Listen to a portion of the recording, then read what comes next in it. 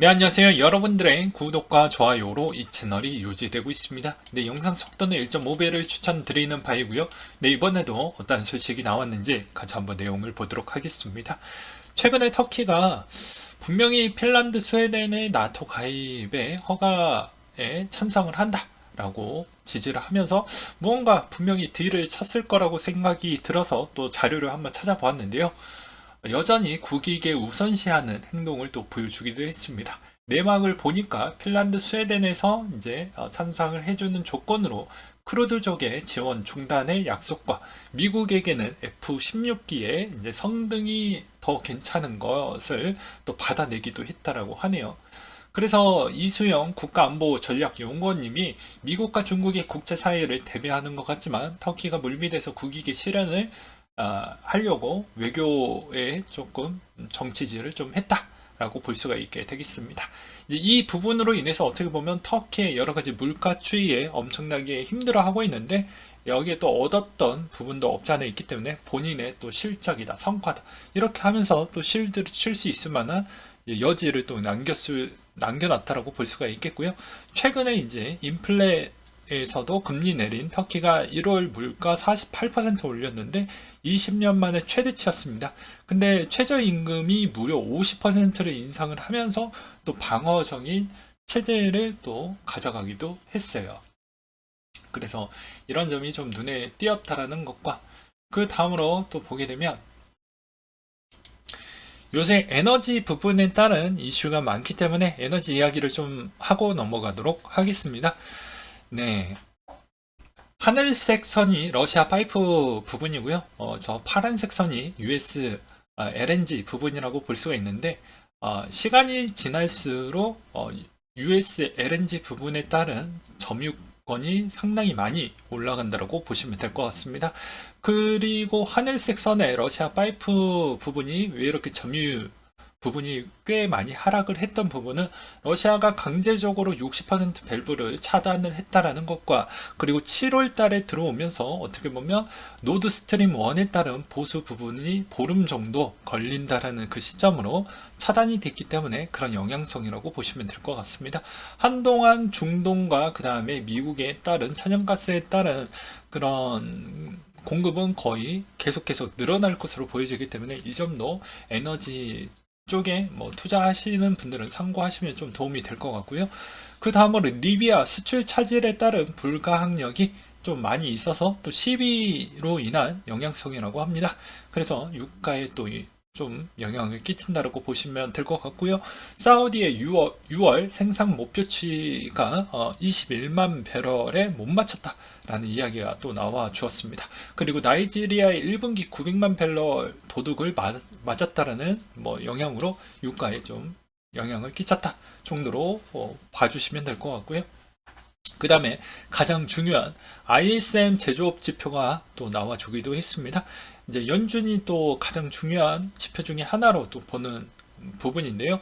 이제 53까지 내려왔습니다. 50이 깨지게 되면 그만큼 이제 연준이 행동을 할 거냐, 행동을 안 할 거냐, 이것도 초미의 관심사로 보실 필요성이 있겠지만 아마 7월달 때까지는 강력하게 일단 스탠스를 그대로 금리 인상을 밀어붙일 것이고요. 9월 달에 이제 과연 어떠한 액션을 취할 것인지가 매우 중요할 것 같은데 ISM 어떻게 보면 제조업 지수가 생각보다 많이 내려갔기 때문에 아마 이걸 신경을 안 쓴다라고 하면 정말 연준은 물가만 신경을 쓰겠다라고 그냥 9월 달부터 그렇게 생각을 하면서 우리는 또 투자에 임해야 될 것 같고요.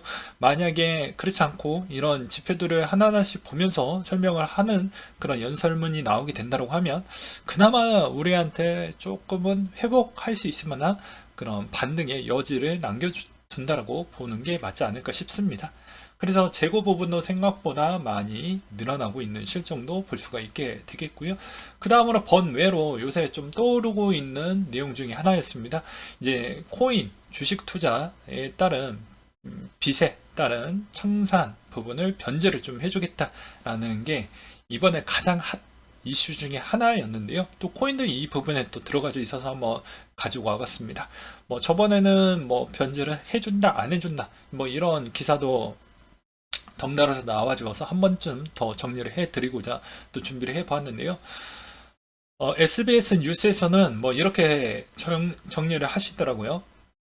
채무자가 최저 3개비를 제외한 나머지 병제금을 3년 동안 하게 되면 이걸 다 탕감을 해주겠다라는 부분으로 이번에 개정이 좀 되었다고 합니다. 개정 시일도 중요하겠죠. 7월 1일부터 진행을 한다고 하니까. 그리고 가장 또 중요한 점은 과거에 있었던 그러면 반영된 부분은 그것도 적용이 될 것이냐라고 하니까 적용도 가능하다라고 이야기가 나왔습니다.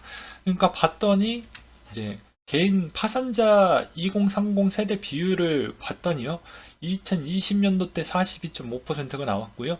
그 다음에 21년도에 45.1% 더 증가를 했다라는 것이죠. 근데 이 점만 또 떼놓고 보게 되면 되게 재밌는 점은 뭐 이렇게도 표현을 할 수가 있습니다. 코인 주식 2020년도 3월 이후부터 2021년도 때까지는 엄청나게 성황리하게 아주 불지향이었죠. 그래서 그만큼 무리하게 레버리지를 갖다 썼고 반대 매매도 같이 좀 이루어지지 않았나. 그리고 코인 쪽은 아무래도 청산 부분도 이렇게 불지향 안에서도 당하신 분들은 또 당하지 않았나 라고도 생각이 들기도 했습니다. 그리고 2022년도 때 코인의 또 루나 사태로 인해서 회복 불가능한 또 이슈화가 되었기 때문에 서울회생법원 측 입장에서는 뭐 어쩔 수 없는 상황이었다라고 하면서 이 통계 자료를 또 보여줌으로써 좀 실드 치려고 하는 것 같다라는 그런 생각도 들기도 하더라고요.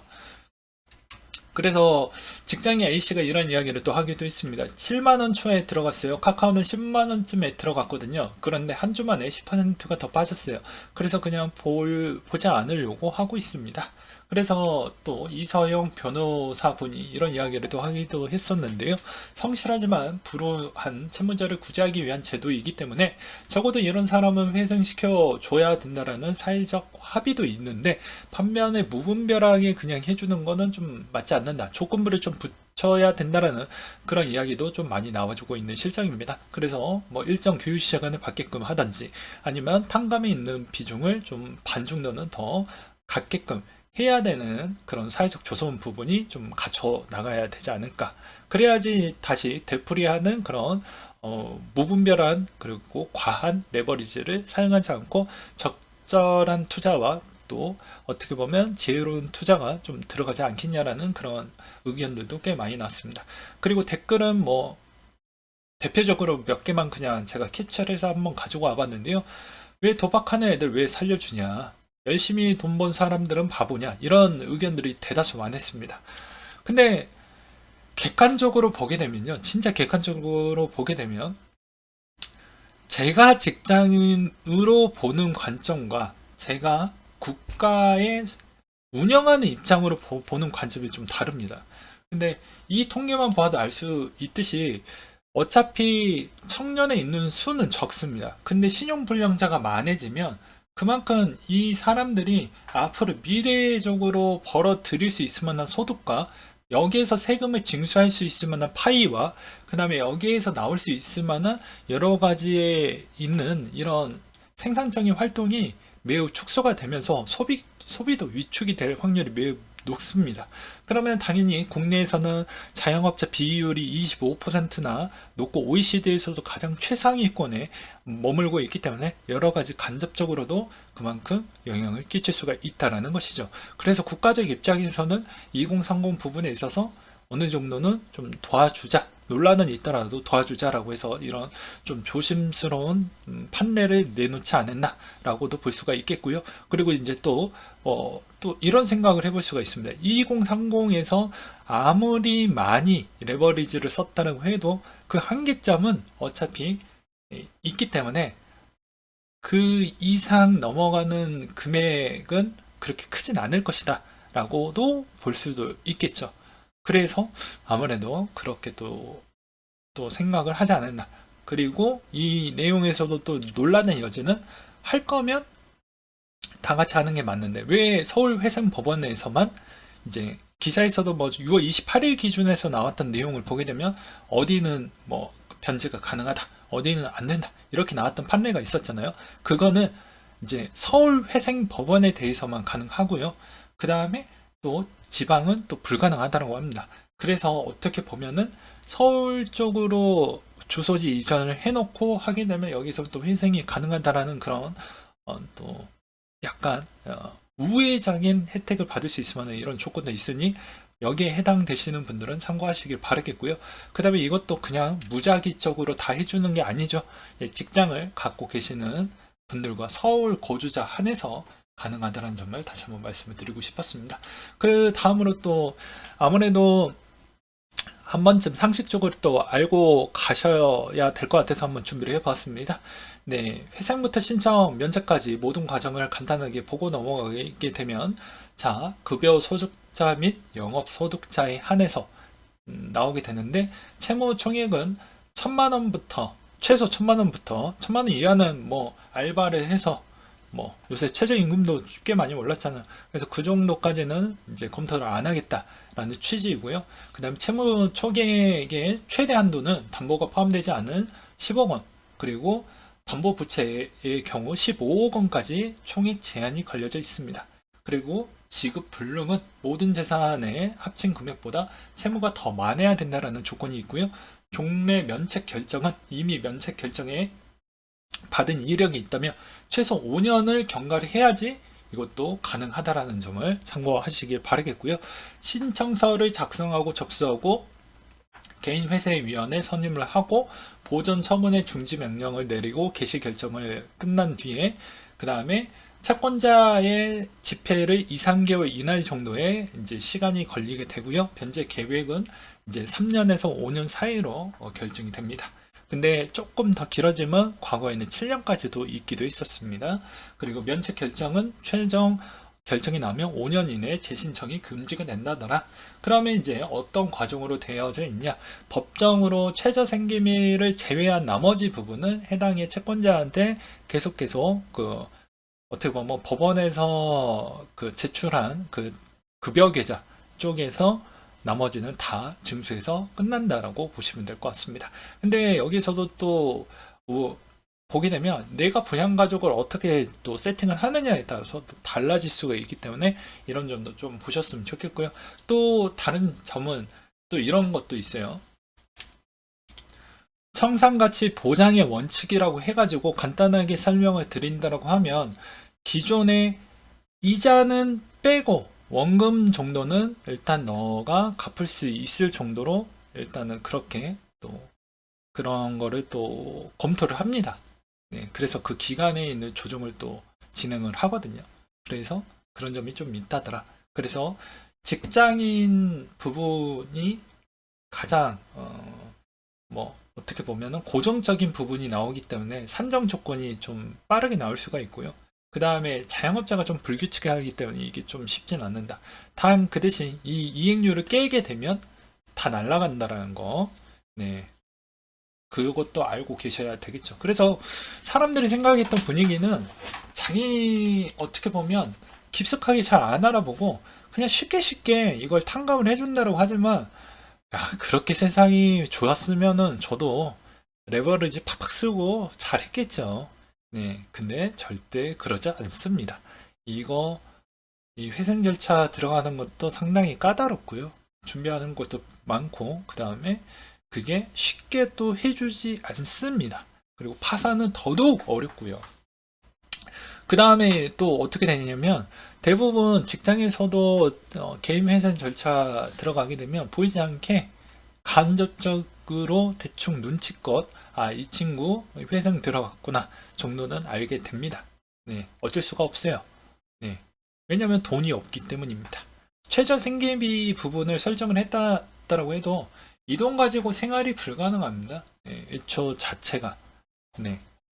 왜냐? 지금의 월세가 최저로 생활을 한다라고 해도 지금의 보증금 500에 한 30만 원에서 35만 원이 최저 마지노선인데 그것뿐이겠습니까? 공과금 나가죠. 예, 관리비 붙죠.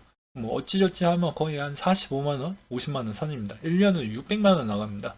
그런데 최저 생계비 자체를 116만 원으로 잡았다라고 하면 정말 타이트하다라고 볼 수가 있겠죠. 뭐 그런 점이 있겠죠. 그 다음에 뭐 보험 개별적으로 뭐 보험을 들었다거나 뭐 이렇게 하면, 그렇기 때문에 한 명의 신용 불량자가 탄생을 하게 되면 그때부터 문제가 발생을 하는 이유는 주변의 가족분들이 좀 도와주어야 좀 일어나기가 편하지, 안 그러면 쉽지가 않는다라는 점을 좀 말씀을 드리고 싶었어요. 그리고 웬만하면은 다 말 그대로 다 은행, 나머지 은행, 카드 다 정지를 먹게 됩니다. 그런 불편한 소지가 있다라는 것도 알고 계셨으면 좋겠고요. 그 다음에 파산을 했지만 숨기는 거래소들이 또 있다라고 FTX 또 창업자가 또 이렇게 나불나불 거리면서, 야, 좀 네가 좀 알고 있으면 지금 이야기할 거 팍팍 이야기를 다 했으면 좋겠는데 왜 굳이 좀 말을 아끼는지 모르겠습니다. 어차피 충격은 올 때 한꺼번에 나야 되는데 찔끔찔끔 또 나오게 되면 또 충격을 더 오랫동안 끌고 간다라고 볼 수가 있거든요. 그래서 차라리 그냥 말을 했으면 좋겠다라고 보여지는데 좀 안타깝다. 그래서 겨울이 끝나지 않았기 때문에 파산 거래소가 더 나올 수 있는 가능성이 있다고 하는데, 아무래도 중소거래소나 약간의 중대형 거래소에서도 현금 흐름이 별로 좋지 않은 부분이 좀 있다, 노출되어져 있다. 그리고 보이저 디지털이 거래 입출금 일시 중단을 좀 했다고 합니다. 예금 출금 로열티 리워드를 일시 중단하기로 결정을 했다는 것과, 그 다음에 쿠코인 CEO가 파산설의 퍼드에 대한 스레드를 남겼다고 하는데, 나는 루나 3에로 캐피탈 부분하고 연관되어져 있지 않고 5월달에 100억 달러 가치의 1억 5천만 달러 모금을 또 완료하기도 했었다. 그래서 우리는 튼튼하다라고 하고 있는데요. 글쎄요, 저는 모두 다 믿을 수가 없다고 생각을 합니다. 왜냐면 기존에도 뭐 다들 먼저 설레발 치면서 우리 안전하다라고 이야기를 했지만 입출금 중단했던 사례가 몇 번 있었기 때문이죠. 그래서 일단은 중립기업 받고 계속 계속 확인을 해야 된다라는 것과, 그리고 FTX 블루파이 최대 2.4억 달러 인수 최종 합의에 도달했다라고 합니다. 그리고 바이낸스 CEO가 디파이 5년 10년 안에 시파이 규모를 능가할 것이라는 이야기가 나왔었고요. 최근에 암호화폐 붕괴 디파이 사망에 주어가는 목록 리스트를 보게 되면 뭐 메이플 파이낸스, 넥소, 그 다음에 Y 컴비네이터, 그리고 디지털 커런시 그룹의 이제 제네시스 트레이딩 뭐 부분이 좀 있었다고 합니다. 그리고 다음으로 세카이어, 코인베이스, 벤처스, 해시드, GFC에 투자받는 플린트에서 부스터 기능을 진행을 한다고 해서요. 최대 10% 수익률을 보장을 한다고 하는데, 그는 일단은 조심하자고요. 그 다음으로 3에로 캐피탈이 뉴욕에 파산 보호 신청을 했다라는 것인데, 이게 그나마 잘 되면은 좀 호재로 나올 수 있다라고 보시면 될 것 같습니다. 그리고 1970년대 볼 수 없는 스태그플레이션이 이제 곧 오는 거 아니냐. 요새 이제 침체 이야기 기사도 좀 많이 보셨을 것으로 보여지는데요. 제가 저번에도 말씀드렸다시피 당연히 인플레가 끝나면 곧바로 거기서 퀀텀을 찍어서 불경기 쪽으로 넘어갈 수가 없어요. 지금 같은 경우에 무조건 인플레하고 스태그 구간 지난 다음에 바로 디플레이로 가기 때문에 스태그 구간이 얼마나 짧게 끝나느냐가 중요하다라고도 다시 한번 말씀을 드리는 부분입니다. 그래서 이제 이분도 이제 이런 이야기를 또 하기도 했습니다. 비트코인 역사상 처음 겪는 파멸적 경기 침체 시기라고 이야기를 하는데요. 그 말이 맞는 게, 자, 2016-17 시즌으로 한번 보도록 하겠습니다. 16-17 이전에는 그렇게 거래량이 많지 않았습니다. 그래서 그거 가지고 어떻게 보면 금리 인상을 했었을 때 코인이 어떻게 움직였다 이렇게 표현하기에는 좀 어불성설이 좀 있고요. 그래서 저는 17년 이후 데이터에 좀 접목을 해보는 건 약간의 좀 쓸만한 데이터량이라고 좀 볼 수가 있는데, 나머지 그 뒤에 있었던 배경에 이때도 금리 인상을 하고 나서도 경제 성장이 이루어졌기 때문에 좀 방어가 잘 됐다라고 표현할 수 있는 건 16, 17 시즌에는 그래 왔습니다. 근데 이렇게 최악의 상황에서 불경기 때 과연 코인이 이겨냈던 사례가 있었을까라고 했었을 때는 데이터가 너무 많이 부족을 하기 때문에 우리가 직접 1세대로 체험을 해봐야 되지 않을까 싶고요. 그 다음에 미국의 총 부채가 7조 달러에 이르기까지 215년이 걸렸지만 2020년 3월 이후 7조 달러를 추가하는데 약 2년이 걸렸다고 합니다. 그래서 코로나로 인해서 여러 가지 부채를 이번 인플레를 용인을 시키면서 다 녹여보려고 하는 거 아닌가 라는 생각도 들기도 해요. 그래서 어떻게 보면 이번 인플레로 인해서 최저임금 부분도 미국도 뭐 대략 15달러에서 16달러 사이 정도까지 최저임금도 꽤 많이 올라왔기 때문에 어떻게 보면 개인에 있는 최저임금이 많이 올라간 부분으로 인해서 개인이 갖고 있는 부채 부분도 일부 녹이는 효과도 있겠죠. 예. 그래서 그런 점으로 보았을 때는 다들 부채를 녹이기 위해서 약간 용인하는 거 아니냐 부분으로 저도 실시간 방송에서도 그걸 좀 길게 설명을 또 드리기도 했었고요. 그 다음에 0.1 비트코인 이상의 보유자 주소 수는 지속 상승 중이라고 합니다. 그리고 채굴자들은 손실의 매도 중이라고 하는데 고정비 지출에 따른 영향성이라고 저는 보고 있고요. 그리고 현금 흐름에 따른 개선에 있는 재무제표를 조금 더 이쁘게 만들어 주어야 되는 부분이 없지 않아 있기 때문에 일시적으로 현금화를 좀 하지 않았나라고 저는 좀 표현을 드리고 싶었거든요.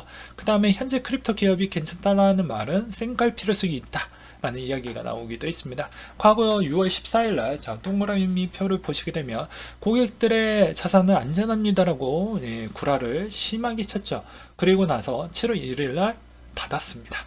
그래서 믿을만한 게 아니다라는 것이죠. 그 다음에 2분기 청산이 많았던 거래소 순위를 보게 되면 OK, 바이낸스, 바이비트가 꽤 포지션이 컸다라는 걸 볼 수가 있겠고요. 이렇게 시장이 안 좋음에도 불구하고 세 번째 많이 보유하고 있는 고래가 계속 비트코인 추가 매수를 진행을 하고 있다는 것인데요. 세 번째인가 네 번째인가 있는 고래들은 그 트레이더일 확률이 매우 높다라는 그런 추정된 글들도 꽤 있었기 때문에 참고하시길 바라겠습니다. 최근에 비트코인 분위기로는 아무래도 저는 며칠 정도까지는 좀 힘이 없다가 그 뒤부터는 일시적 반등이 나올 확률이 전 매우 높다라고 보고 있기 때문에 이런 점도 주관적인 해석이 있기 때문에 그냥 참고만 하시길 바라겠고요. 여러분들도 여러분들 투자 철학의 기준을 명확하게 잘 설정해 두시고 앞으로 남아져 있는 하반기 부분도 투자 전략을 잘 세우셔서 본인만의 기준대로 잘 나가서 올해 1년 동안 어떻게 보면 본인의 투자를 잘 해왔던지 장점과 단점을 면밀히 또 본인의 다이어리에다가 기록을 해 두셔서 자기의 부족했던 부분을 또 보완을 해서 내년에 있는 준비도 잘 헤쳐 나가시길 바라겠습니다. 네, 이상으로 마치도록 할게요.